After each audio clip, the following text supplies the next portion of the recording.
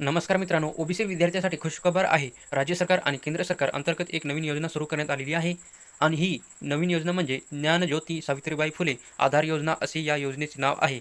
या योजनेच्या मदतीने गरीब कुटुंबातील विद्यार्थी मित्रांना शासनाकडून 60,000 रुपयाची आर्थिक मदत दिली जाणार आहे आणि हेच पैसे विद्यार्थ्याच्या पुढील शिक्षणासाठी उपयोगी येऊ शकतात. त्यासाठी शासनाने ही योजना सुरू केलेली आहे. तर मित्रांनो, तुमच्या पाल्याला देखील किंवा तुम्हाला देखील या योजनेअंतर्गत अर्ज करायचा असेल तर अर्ज कुठे आणि कशा पद्धतीने करायचा याची माहिती आपण या व्हिडिओमध्ये बघणार आहोत. त्यामध्ये महाराष्ट्रामधील ओबीसी वर्गामधील गोरगरीब विद्यार्थ्यांसाठी आर्थिक मदत करणे हा या योजनेचा मुख्य उद्देश आहे. तसेच ज्ञानज्योती सावित्रीबाई फुले योजनेमधील पात्र आणि गरजू विद्यार्थ्यांना 60,000 रुपयाची आर्थिक मदत शासनाने देण्याचा निर्धार केलेला आहे. तर या योजनेचा अर्थ काय आहे ते बघू मित्रांनो. ज्ञानज्योती सावित्रीबाई फुले असे या योजनेचे नाव आहे. महाराष्ट्रामधील मागासवर्गीय विद्यार्थ्यांच्या शिक्षणासाठी आर्थिक सहाय्य प्रदान करणे हाच या मागील उद्देश आहे.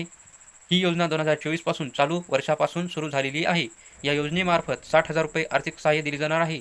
महाराष्ट्रातील ओबीसी प्रवर्गातील विद्यार्थ्यांनी या योजनेचा लाभ घ्यायचा आहे. तर अर्ज करण्यासाठी ऑफलाईन आणि ऑनलाईन दोन्ही ऑप्शन उपलब्ध आहेत. तर कुठेही तुम्ही अर्ज करू शकता, कसाही अर्ज करू शकता.